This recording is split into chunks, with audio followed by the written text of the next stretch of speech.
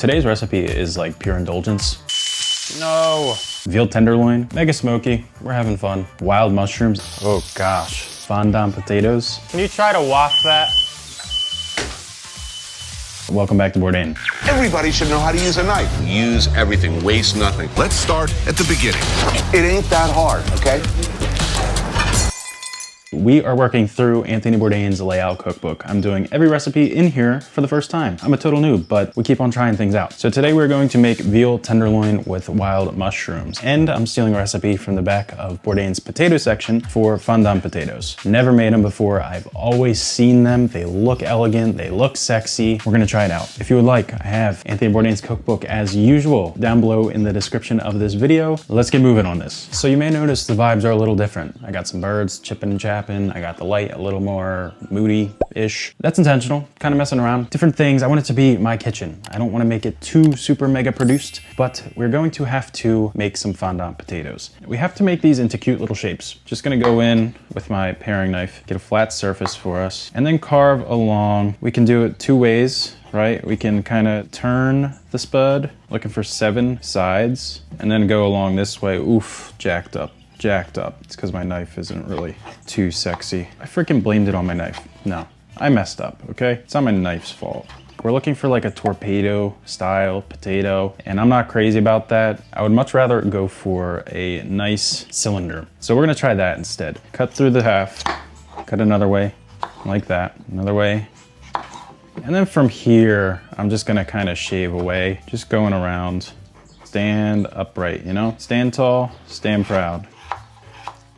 That's kind of the vibe I'm looking for.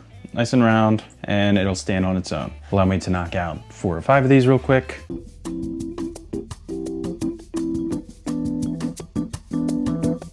Well, that was nothing short of extremely satisfying, albeit a little freaking wasteful.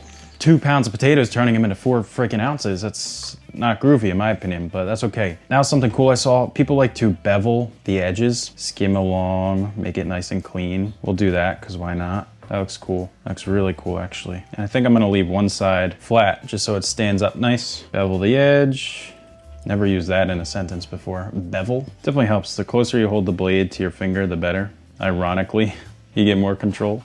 There we freaking have it. Gonna get these into some ice water, and they're just gonna hang out. Let's bring out our steak. So, complete and utter full disclosure. I received this steak frozen solid. I let the steak thaw for almost 24 hours and it's still frozen. So what did I do?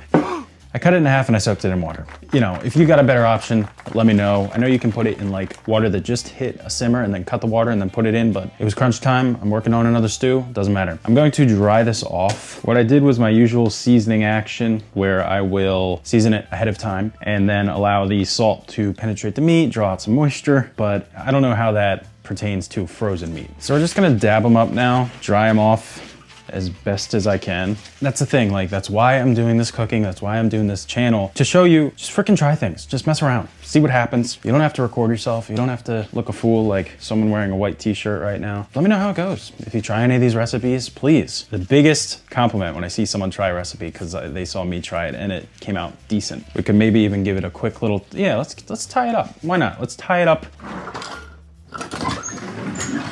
Let's give it some uniformity, get a piece of string down and just secure it so we keep that lovely shape that I freaking butchered. There we go, we're back in business. We're back in business. Maybe tie this one up twice, see how she holds up. Just cause it is a delicate cut of meat, man. I am interested with how string interacts with searing. We don't find out, that's for sure. Let's go freaking sear this thing. This kitchen was not made for what I am doing. Slide this over to my burner that doesn't work. Lamb, cooking, slow, steady. Rip this pan up to medium-high heat. So a variation I'm gonna take here, I'm just gonna start off straight with about a tablespoon of avocado oil. Butter has been burning on me because that's what it does naturally. It burns at a lower temperature than steak will caramelize and get that nice Maillard reaction. Nerd talk.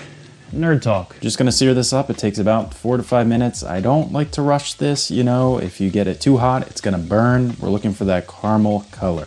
Get this into our oven at 375 for about 20 minutes. And let's get another pan on to sear up our mushrooms. These are maitake mushrooms. I'm just gonna break them apart and toss them in there. I would like to have them keep their natural shape and structure. Butter from our one pan. And I'm just gonna, oh gosh, way too hot. But I'm gonna break up these. Just add them in, broken up. They have a lot of water, a lot of moisture. Sure smell amazing. And just saute them up. Those are doing their thing. Let's give our little fillets a check. Probably needs a little more time. And why not? Little comment of the week from Garrett3441. That is awesome that you have the freaking book. I'm sure you've knocked out these recipes better than I have. If you want to get featured one week, comment away. Like, subscribe, all that fun stuff, you know, YouTube-y stuff. These actually smell kind of weird, a little funky, a little musky, but we're gonna keep cooking them, see how it turns out. From here, you could say things got a little out of control. No. I think I was just cooking at too high a temperature, even by my standards. I was tending to the stew, and then I noticed the mushrooms started sizzling a little too hot. So this is what we did. I brought down the heat and added 1 shallot, thinly sliced, cooking for about 3 to 4 minutes. Follow that up with 2 ounces of Madeira, cooking until there isn't much of an alcoholic smell left. Then we add 1 garlic clove, thinly sliced, and I cooked this actually off the heat because I don't like when we get a dark colored garlic. This is what we're left with. We reserve the mushrooms, and I pull out the tenderloin as well. Mega smoky. We're having fun. We're having fun. The tenderloin feels good to me. 118, 130. I'd say she's good. Let this hang off to the side.